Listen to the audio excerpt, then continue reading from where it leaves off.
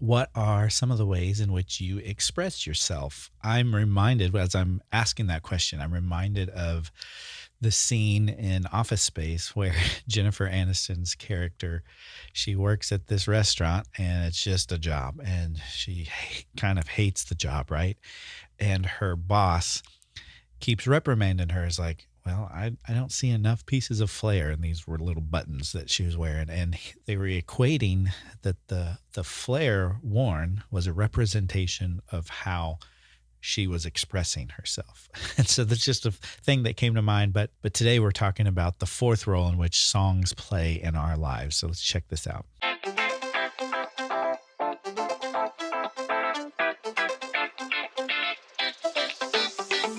Thanks for joining me. And if this is the first episode in which you're checking out and you're like, who is this guy? Well, my name is Curtis Biswell. I'm from the Kansas City area. I've been in worship and pastoral ministry for the past 20 plus years. And my vision and my mission is to create a thriving community where worshipers are raised up in character, competence, and cognitive health. Everything that I craft or create really has that in mind, is to focus on growth in character, competence, and cognitive health. So this is episode 4, and I'm going to recap where we've been, because what came to mind is I had been reflecting on some significant songs and calling to mind certain songs. And I was curious, like, why does that song hit me the way it does? And it started me like kind of processing more, and I was like, okay, I think there's some components here that would be worth talking about and assessing in our lives. And so I came up with 4 roles in which songs play in our lives, and there could be more, but these are the 4 that I focused on. And just to give you a recap of the last 3 episodes, we first of all, we started out talking about songs connect us, and I talked about 3 ways in which they do that. It's vertical connection with God, it's an inward connection with ourselves, and it's an outward connection with others. And then we talked about, in episode number 2, how songs mark us, and they kind of create these memories that become etches in our hard drive, if you will, that come to mind at certain times. Maybe something triggers us or reminds us of that, or we hear the song played somewhere and it takes us to that memory that it had marked or etched in us. And just the way that scars mark us on our outward, our skin, and they remind us of what happened to create that scar. The same thing happens inwardly on our spirits, our souls, and our hearts, where there's a mark at times, and something will trigger that reminder of that. And there's ways we dug into that when we talk about marking us, and the biblical component of the significance of raising Ebenezer's and recounting Psalms of remembrance. So you could go back and watch that. Then thirdly, we talked about how songs shape us, and they tell truth, or they're truth telling, they should be.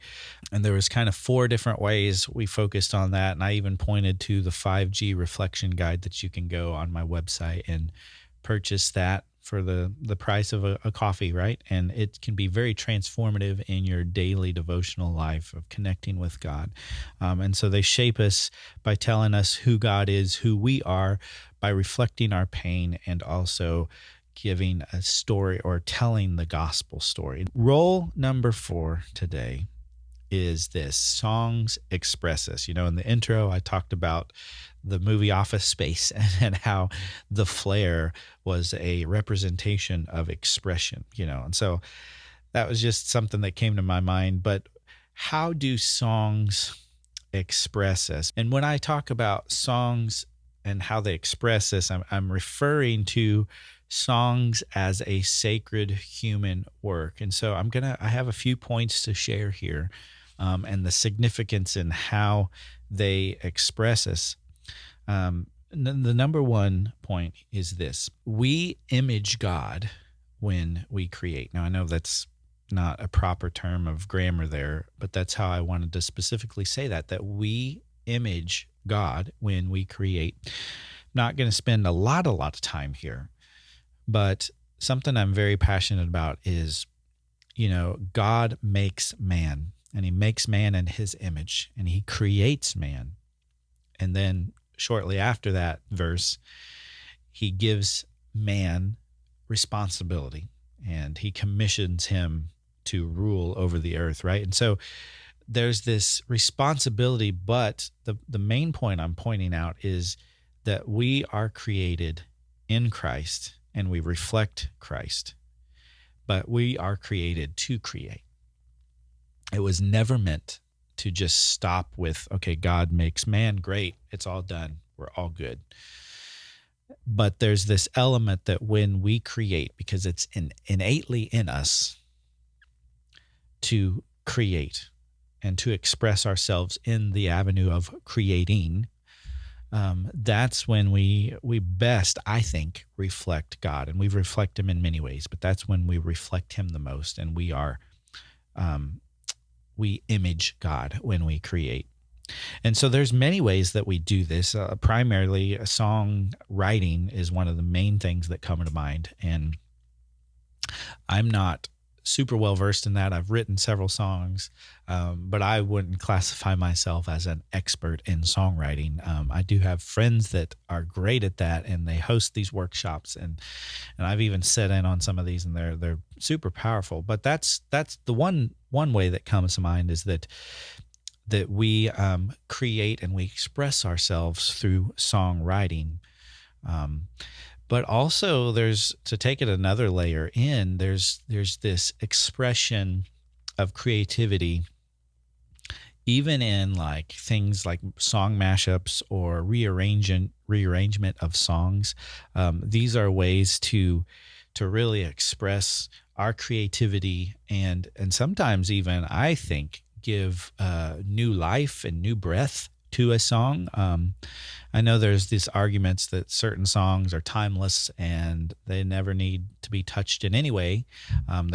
They can stand alone how they are.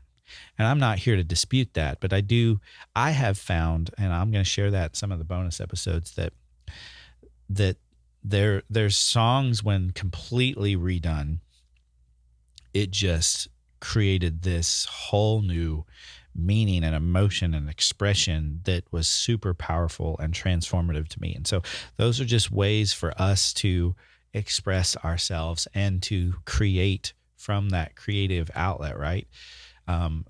Through the vehicle of songs. Hey, thanks for sticking around and checking out this episode. I wanted to pause here for a second and let you know about this, what I feel is this awesome ministry that comes alongside churches and supports them in their need. InVia Collective, we're here to support the work of the local church because we believe every ministry matters. And we do this in one of two ways, primarily. There's this arm of supporting churches through interim and ad hoc ministry partners. So there's a lot of churches that are looking for their next hire. And what we have found and what we know to be true is that Sunday's always coming. And so sometimes these churches, while they're looking for their next permanent hire, they're struggling Sunday in and Sunday out to fill those roles that a worship leader meets, right? But also there's this element of transition fatigue. When you're in this season of transition and you're not sure who's going to be the next fit, like it can create this transition fatigue amongst the team. And so this is where this is one of the ways in which InVia comes alongside local churches, and we support them and we partner with them and we provide these high caliber leaders that ministers to your team well and leads your team well while you're in the midst of looking for your long-term fit. Another way in which we partner with churches and provide support is through ministry consulting and coaching. And so these are ways that we can come alongside churches and we can hold workshops on specific areas of need within the church, whether that's AVL work and assessment, or tailored workshops for your worship team, your music team, or even just like with your pastoral staff of like coming alongside and reviewing the systems and processes that you use and provide some solutions to even help you lead your church more effectively in that season. So we would love to have a conversation. You can find out more. I'm going to link in the show notes the website. You can find out more of who InVia Collective is, and we would love to partner with you in this way. Another the second point of how songs express us is they give language to the unspeakable. There's a story I wanted to share with this. Again, I was going to save all my song stories to the bonus episode, but I'm going to kind of break my rule just for once. And I'm going to share this because it's so applicable to this giving language to the unspeakable. And so a little bit of backstory. I followed this artist. His name is Daniel Doss. So shout out to Daniel Doss. If you ever watch this, you probably won't because I don't have a big reach with my podcast, but great, super talented man of God, vocalist, worship leader, musician. And so I remember years and years ago, like just coming across his first CD, or one of his first CDs, and just every song was just super powerful, beautifully written, very I loved the melodies, and not to mention, one, in my opinion, top five, again, my opinion, top five male vocalists that I've ever heard all time. So again, high praise, and just loved how he expressed his message through song and through like even just his voice and the lyrics. So anyways, that's the backstory. Years and years ago, come across this CD. It gets played a lot on this was before streaming devices. It gets played a lot. And then fast forward several years ago. So now we're talking this about 2021, I believe. So it had been 10, 15 years. I've been following his stuff, listening to his music, buying his albums. He comes to town at this church that I'm helping out at, and they bring him in for like a songwriting kind of workshop. And I get placed at his table to do a songwriting exercise with him and a couple other people. I'm like I'm pinching myself. I'm trying to come across cool, like, Curtis, play it cool. Don't be like a little schoolgirl that's super giddy because you've encountered your idol, right? So I'm trying to play it cool, but there's a level of like, am I really writing a song with Daniel Doss? So again, you can think differently of me if you like. That's fine. I'm not ashamed really that much of that. So this story is birthed out of this, where I'm still very green in songwriting, and I'm getting to sit at a table to one of my people I look up to, who I followed for a long time and does this remarkably well. And I remember, like, he started asking the table, because again, there was four of us in the group counting him. And he's just started like going through his process of how songs can start to take form and take shape, and, just pitching a question of like, what are some thoughts that you guys have, or scriptures you're sitting in, or truths of God. I can't remember exactly what he asked, but like, I remember sitting there and, nobody was really speaking up. And something that had been on my heart recently was this aspect of the prodigal son, and I know that's very cliche and like it's probably done a lot, but anyways, I don't want to make this too long, so I'm going to shorten the story a little bit. Is we started forming lyrics, like he starts writing down things, somebody spits out a line, he starts playing a melody, and this song starts taking shape. And it was focused around the prodigal son and how we leave God several times, but we can always come back home. And this line got, like, he spat out this line that just, like, we're like, okay, there's something here. And he said, home is where my heart is, but you hold my heart. You hold my heart. Home is where my heart is, but you hold my heart. And so a chorus was written. A melody was attached to it, and it was starting to take shape, starting to take form. But again, this was the purpose of showing us how this happens, showing the steps that go into writing songs, and again, there's many, and it's pretty organic, but it didn't really transpire much further. I mean, there was kind of collaboration, but it was also left of like, well, because he wasn't from around town, so he was going to be leaving, and so there was a little bit of unclarity of what was going to happen with the song. But I felt like there was the chorus, and then the bridge that he had come up with was, "You keep serving up grace and mercy brand new every morning." And the melody it was attached to, like, it just stuck. Like, in some ways it felt like that was the biggest part of the song. So we have the makings of a potential song. There's something there that feels like it's sticking, that's resonating, that's expressing these emotions or whatever.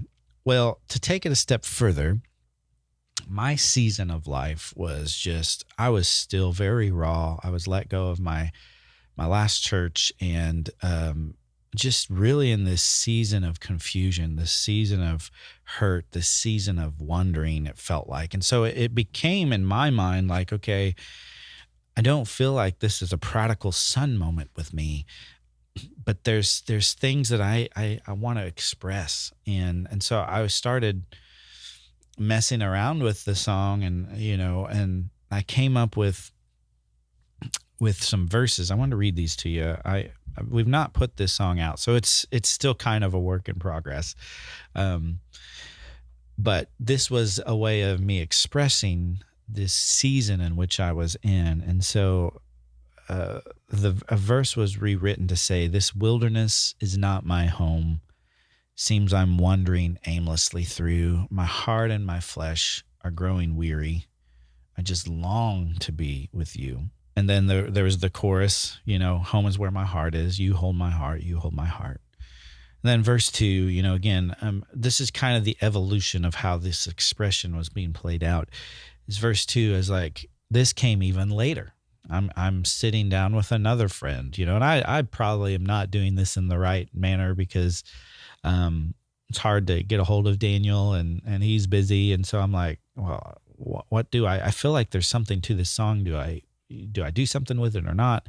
And so I'm with another friend, and we're just trying to do some writing, and I just pitched this to him, and he helps me come up with the second verse. So then verse 2, like, me and my friend were writing, and I was pitching some of this stuff, because I was just like, this aspect of moving from prodigal son to more of like feeling like I'm in this wilderness, and this tension of being caught in the middle between promised land and my Egypt, right? Like, it was just really a wrestle, and so this verse 2 kind of became formed, and this was 2 years later from when the song started. And it said this: "Your spirit dwells inside of me, providing strength for every day. A fire by day, a cloud by night, a compass when I've lost my way." Then home is where the heart is. And then I failed to mention, like, somewhere in between those two, between the conception of the song in 2021 and the second verse in 2023, was this tag that I'd kind of felt like it came up with, or this pre-chorus, if you will, because going from verse, like, here's these verses that feel more wilderness, here's this chorus that talks about more home is where the heart is, you hold my heart, like this aspect of home, little bit aspect of prodigal son. And so I'm like, what's the tie-in here? It felt like there should be a tie-in. And so this pre-chorus came to mind, where I just penned, "No matter how far I roam, I'm never that far from home." Yeah, so even if it's this us doing, like, we are walking away, we are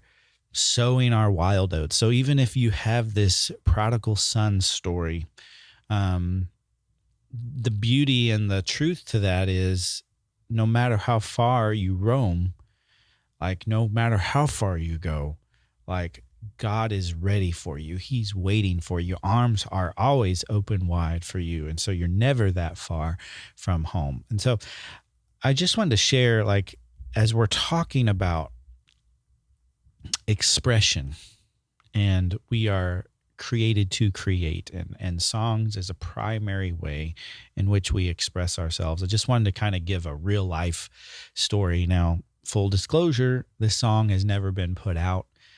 It's never been fully recorded. I do feel like there's something there, and it's pretty much all structured. It just, we'll see what's supposed to happen. But if nothing ever happens with it, here's what I know is this song has served as a way of expressing some of these inner turmoils, these inner seasons of life where I didn't know how else to experience and express, or to express my experience of what I was walking through. And the beauty of melody and music and pinning words to paper kind of made me feel alive. It made me feel seen. It made me feel heard, made me feel comforted. So we image God when we create, and we give language to the unspeakable. Point number 3 is songs express us because we can turn suffering into offering. We can turn our suffering into offering. And I think there's this beauty to vulnerability. Like I've reflected a lot in my life, and there's these moments, whether it's been leading in church services or homes, like, just around the table with a few people in the home, or, leading a song while someone is on their dying bed, like, and just trying to provide this space of worship and adoration in the midst of this deep pain and grief. Like, in all those circumstances, there's been times where my heart has just really been laid bare. And I think others' hearts have really been laid bare. And there's this aspect of vulnerability that takes place. And I think a lot of times we are very guarded to that. We want everything to be polished. We want everything to be in order, because people are watching. And there's this fear of, like, how will we be perceived? Like, again, we're talking about expressing ourselves. Like, so how will our expression of ourselves be perceived to others? Will that cause them to think differently of us? Will that cause them to laugh at us? Will that cause them to disown us? Will that cause them to walk away? Like, I've been in relationships in my life where a form of me trying to express myself through conversation, like, it almost felt like people didn't know what to do with me. And so it creates this angst or it creates this lie, I guess I would say, that, hey, I can't really express how I feel because it's not safe, and people will walk away from me, and people will disown me, and people will think I'm just too much. Those are the lies that come into play when you start to not embrace vulnerability. And so I wanted to reiterate that vulnerability is a form of beauty, and it's a way in which we can turn our suffering into an offering. So those are 3 ways in which songs express us. So again, I hope that this has been powerful to you in some way. I hope it's been transformative to you, like, for us to just kind of focus on the ways that songs, or the roles in which songs play in our lives, and not to blow past some of those, and to be more curious about that. And so stick around for our bonus episode. I'm going to be given song by song, story by story, of ways in which specific songs have really set a mark in my life or been transformative in my life. So I'll see you on the next episode.